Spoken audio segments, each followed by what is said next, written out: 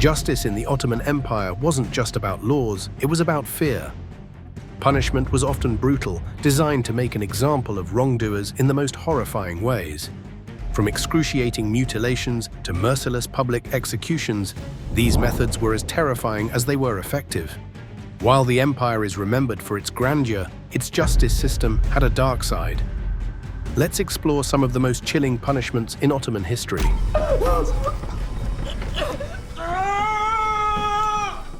Number 15. Amputation. In many parts of the world, losing a limb wasn't just the result of an accident, it was a form of punishment. Amputation was a terrifying reality in the Ottoman Empire, the Islamic Caliphates, and even medieval Europe and Asia. It wasn't just about punishing criminals, it was about making an unforgettable statement. A thief caught one too many times, or a traitor to the state, could find themselves dragged to a public square, surrounded by a crowd eager to witness justice in action. Executioners, trained for precision, would use a sharpened blade or axe to sever a hand or foot in a single strike.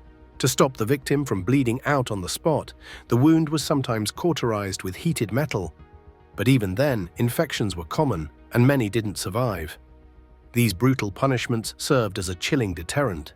Seeing someone struggling through life without a limb was a constant reminder of the price of crime. In the Ottoman legal system, amputation wasn't handed down lightly. Judges required solid proof before delivering such a sentence. While it may seem barbaric now, at the time, it was considered a necessary tool for keeping order and discouraging lawbreakers. Number 14. Emasculation. In the Ottoman Empire, emasculation was a brutal and dehumanizing punishment that involved the removal of a man's genitals. It wasn't just about causing pain, it was a calculated way to strip someone of their power, identity, and future. In a society where masculinity was closely tied to authority, wealth, and lineage, losing the ability to produce heirs was seen as a fate worse than death. This brutal practice was often used for political revenge, especially against those who posed a threat to the ruling elite. High-ranking officials, rival claimants to the throne, and even military commanders could suffer this punishment, ensuring they would never reclaim influence. For slaves, particularly those captured in war, emasculation was a way to make them non-threatening, while still allowing them to serve in high-status positions, such as within the imperial palace. Ironically, some eunuchs ended up wielding significant power.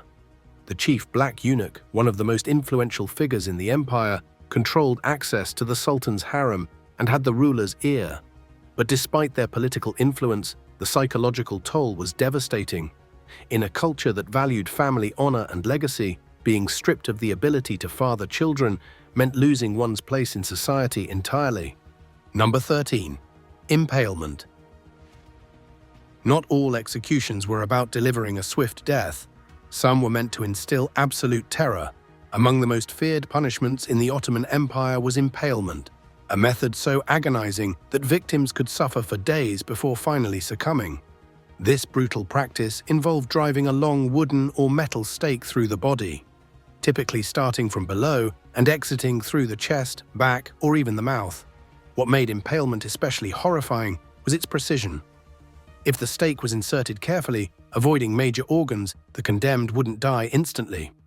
Instead, they would endure unimaginable agony, slowly fading from blood loss, shock, or infection.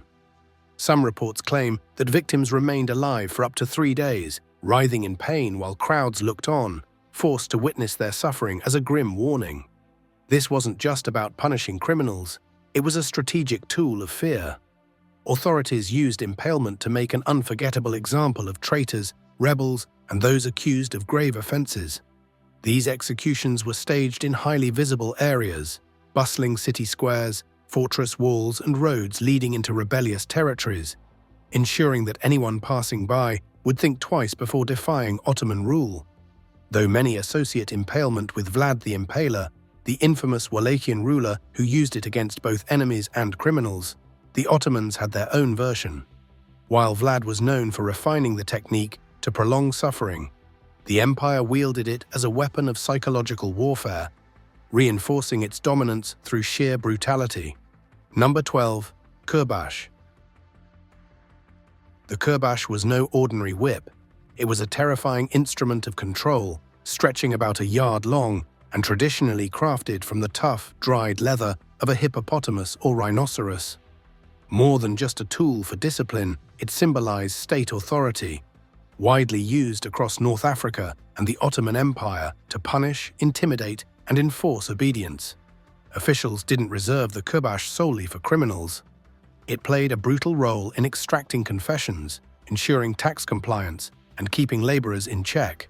Peasants, especially those in Egypt and Sudan, known as the fellahin, suffered the most under its sting. Many were forced into unpaid labor for state projects like irrigation canals and roads, and any resistance was met with merciless lashings. The damage inflicted by the kubash was devastating. Its thick, dry leather could peel away skin in sheets, leaving deep wounds prone to infection. In extreme cases, repeated strikes shattered bones, caused internal injuries, and left victims permanently disabled. Even more chilling was the fact that this cruelty wasn't just accepted, it was legally sanctioned. Ottoman penal codes in the 1830s explicitly permitted its use, ensuring that the kubash remained a tool of oppression for those in power. Number 11. Boiling in a cauldron. Imagine being accused of treason or poisoning a high-ranking official in the Ottoman Empire. The punishment? A fate worse than death, being boiled alive in a massive cauldron. Known as Kazan Kaynatma, this gruesome execution was reserved for the most despised criminals, particularly traitors, spies, and palace staff suspected of tampering with the Sultan's food. In a time when rulers constantly feared betrayal, such brutal measures were seen as necessary to enforce absolute loyalty. The process itself was as horrifying as it sounds. The condemned wasn't simply tossed into the boiling liquid. Instead, executioners often dragged it out to maximize suffering. Victims were sometimes lowered inch by inch into scalding water, or even worse, bubbling oil. While water could cause unbearable burns, oil reaching temperatures over 300 degrees Fahrenheit was far more agonizing, causing flesh to melt off the bone in seconds. Some reports suggest that executioners deliberately slowed the process, ensuring the victim felt every moment of their gruesome end before succumbing to shock and organ failure. These executions weren't hidden away in dark dungeons. They were public spectacles, held in palace courtyards, military encampments, and crowded city squares. Onlookers gathered not just out of morbid curiosity, but because these punishments served as a terrifying reminder of what awaited anyone who dared to betray the empire. Palace cooks lived in constant fear. One suspicion of poisoning could send them straight to the cauldron. Even royal food tasters weren't safe, as a single misstep could mean a boiling end. Number 10. Flayed. Flaying alive was one of the most excruciating execution methods ever used, designed not just to kill, but to make the process as agonizing as possible. Civilizations across history, from ancient Rome to the Ottoman Empire, used this horrific practice as both punishment and a public warning. The victim, stripped of their clothing, would be tied up with no chance of escape. Executioners often started at the scalp, where the skin was most sensitive, ensuring the person remained conscious for as long as possible. With practiced precision, they would then slice down the body, peeling away the skin in large sections. In some cases, the flesh was boiled beforehand to make removal easier, only intensifying the agony. But flaying itself wasn't what killed the victim. Death came slowly, sometimes over hours or even days, as shock, blood loss, or infection took hold. Some victims even died from hypothermia if they survived long enough. And the suffering didn't end there. Once dead, their bodies were often put on display as a gruesome warning, sometimes alongside the very skin that had been stripped from them. This wasn't just about punishment, it was about terrorizing anyone who dared to defy those in power. Number 9. Life or death race. This bizarre tradition emerged in the 18th century and lasted well into the 19th, creating a literal race for survival. It applied exclusively to the viziers of the Ottoman Sultan, high-ranking officials who had fallen out of favor. Sometimes they were guilty of crimes, but more often they were simply no longer useful to the ruler. When their time was up, they would receive an unsettling summons. The process began with a seemingly courteous meeting with the head gardener, who, in an unusual twist, also served as the empire's executioner. After a formal exchange of greetings, the vizier was handed a cup of sherbet. If the drink was white, he was safe, but if it was red, symbolizing blood, his execution was imminent. At that moment, he had only one chance to escape death. He had to run. A high-stakes foot race through the palace gardens ensued, covering about 300 meters to the execution site near the fish market gate. If the vizier outran the executioner, his sentence was reduced to exile.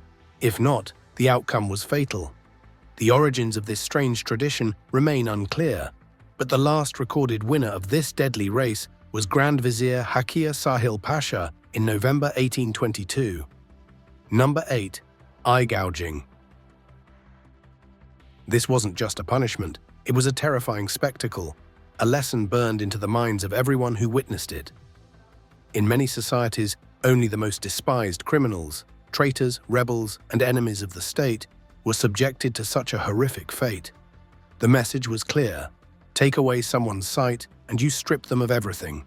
Their freedom, their power, their very connection to the world. Evliya Çelebi, the renowned Ottoman traveler and historian, described these gruesome events in chilling detail. They weren't hidden behind closed doors.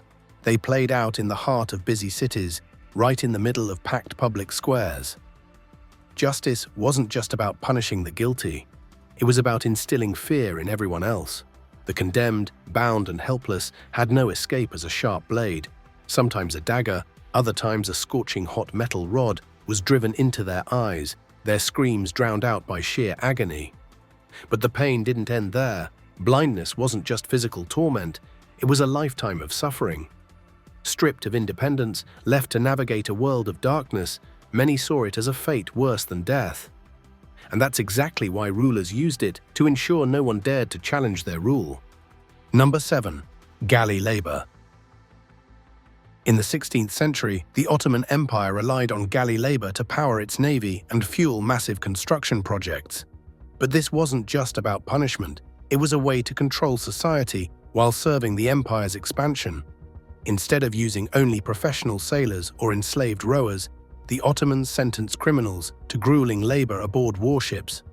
And the list of offenses that could land someone in this brutal existence was shockingly long. Petty thieves, drunkards, and forgers found themselves chained to an oar alongside murderers, political prisoners, and even those accused of atheism. A crime seen as a threat to religious order. Sentences typically lasted around 8 years, but for many it became a life sentence. Conditions on Ottoman galleys were horrific. Rowers were shackled to their benches, sitting in filth for months. Summers brought unbearable heat, winters freezing cold, and food was scarce, often moldy biscuits or stale bread. Disease, exhaustion, and malnutrition were common, and those who slowed down faced brutal whippings or worse. The system had an even crueler twist. If more rowers were needed, sentences could be extended indefinitely. Some prisoners escaped the executioner's blade, only to row themselves to death at sea. Number 6. Sack drowning. In the 17th century, one of the most chilling execution methods for women in the Ottoman Empire was sack drowning, sewing the condemned into weighted sacks and tossing them into the sea. This brutal practice was primarily used against women accused of infidelity or concubines who had lost favor with the Sultan. One of the most infamous instances of this occurred during the reign of Sultan Ibrahim I, better known as Ibrahim the Mad. His rule was defined by erratic decisions, paranoia, and shocking cruelty. At one point, he ordered the mass execution of his entire imperial harem, nearly 280 women, by having them bound in sacks and thrown into the Bosphorus Strait. Some accounts suggest he suspected infidelity, while others argue he simply wanted to replace them with a new group of concubines. This horrifying act cemented Ibrahim's reputation as one of the most ruthless Ottoman rulers. However, legend has it that one woman survived. She was allegedly rescued by a passing French ship, and her story soon became a sensation in Europe. Her first-hand account of life inside the Sultan's palace fascinated readers, feeding into existing Western curiosity about the mysterious Ottoman harem. Her dramatic escape was widely published and even influenced European literature, shaping exaggerated and exoticized depictions of the empire for years to come. Number 5. Beheadings. Beheadings were one of the most feared executions in the Ottoman Empire, not just as punishment, but as a chilling display of power. The empire reserved them for serious crimes, especially treason or anything that threatened the sultan's rule. Unlike some cultures where executions were slow and agonizing, Ottoman beheadings were swift, often done with a single strike of a sword or axe. These weren't private affairs. They took place in public squares, drawing massive crowds. The goal wasn't just to serve justice, it was to send a clear message. Seeing a high-ranking figure lose their head was a stark reminder of the consequences of defying authority. One of the most famous cases was Sheikh Bedreddin, a judge and mystic who led a rebellion against Sultan Mehmed I. Promising reform, he gained a huge following, but the empire saw him as a threat. After his defeat, he was publicly beheaded in Serez to crush any future resistance. On the battlefield, the Ottomans took this even further, beheading captured leaders and soldiers, sometimes sending their heads back to the capital as trophies. In the Ottoman world, power wasn't just held, it was displayed for all to see. Number 4. Sawing. Some executions were designed to be swift, but others existed purely to instill terror.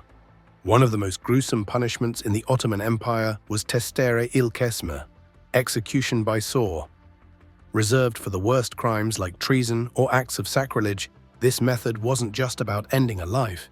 It was about making an unforgettable statement. Victims weren't simply killed, they were slowly cut apart while still conscious, often in front of a crowd. The saw could slice vertically, starting from the head and working downward, or horizontally through the waist. Some reports even suggest that victims were hung upside down, ensuring blood pooled in the brain, prolonging consciousness and intensifying the suffering. To make matters worse, the saws weren't always sharp, turning an already horrific ordeal into a prolonged nightmare. Public executions were common in the empire, but this method was especially rare due to its extreme cruelty. When it was used, it was staged in busy city centers where massive crowds could watch, ensuring the gruesome scene left a lasting impression. The psychological impact was just as powerful as the physical brutality.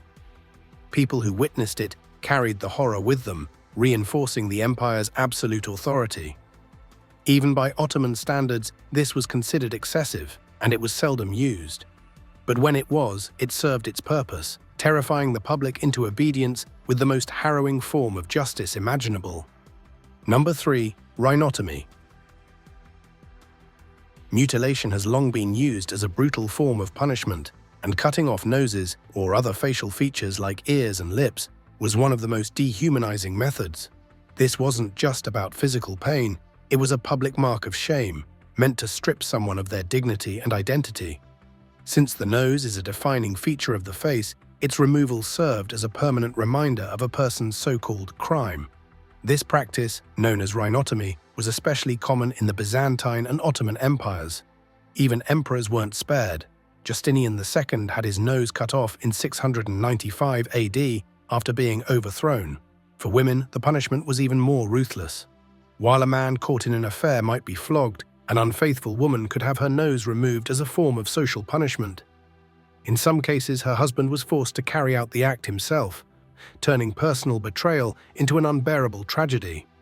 Rhinotomy wasn't just about adultery. In societies where religion dictated strict social boundaries, it was also used to punish those in forbidden interfaith relationships.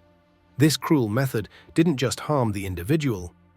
It sent a terrifying message to anyone who dared to cross societal lines. Number 2. Falaka. The falaka was a brutal form of corporal punishment widely used in the Ottoman Empire to discipline soldiers, prisoners, slaves, and even school children. Unlike other harsh methods that left visible scars, this punishment was designed to inflict excruciating pain without obvious wounds, making it a preferred tool for maintaining control while avoiding scrutiny. Victims had their feet bound tightly together and were either suspended in the air or restrained on a bench. The soles of their feet, one of the most nerve-sensitive parts of the body, were then repeatedly struck with a thick wooden rod, cane, or even a metal-reinforced stick. The pain was unbearable, often described as burning, stabbing, and crushing all at once. Many victims screamed in agony, some lost consciousness, and severe beatings could lead to nerve damage or permanent mobility issues. Punishment varied depending on the offense, with minor transgressions earning a few blows and more serious ones resulting in dozens or even hundreds of strikes. Swollen and bruised, victims often couldn't walk for days or weeks. Beyond the physical torment, falaka served as a psychological weapon. It was frequently carried out in public, schools, military camps, and town squares, ensuring that others learned a painful lesson just by watching. Number 1. Hanging. In the Ottoman Empire, hanging wasn't just a means of execution. It was a calculated display of power, meant to instill fear and enforce obedience. Those convicted of serious crimes like murder, theft, or rebellion often met their end in highly public settings, ensuring as many people as possible witnessed their fate. Marketplaces, city squares, and the entrances to major cities became execution sites, where the condemned were left hanging long after death as a grim warning to others. The Ottomans also had more brutal variations of hanging that prolonged suffering. Some victims were suspended by hooks pierced through their ribs or shoulders, ensuring a slow, agonizing death. Others were subjected to short drop hanging, which caused slow strangulation instead of a quick break. To further drive the message home, officials often read out the crimes of the executed, making it clear that defying the Sultan's rule had dire consequences. Public executions weren't just about punishment, they were a tool of psychological control. Timing them to coincide with major political or religious events reinforced the empire's authority. Infamous sites like Bayazit Square and the Grand Bazaar's walls became symbols of Ottoman justice, where both locals and travelers witnessed the brutal reality of the law. If you found this video fascinating, don't forget to like, subscribe, and hit the bell icon for more historical horrors. Which punishment shocked you the most? Let us know in the comments below.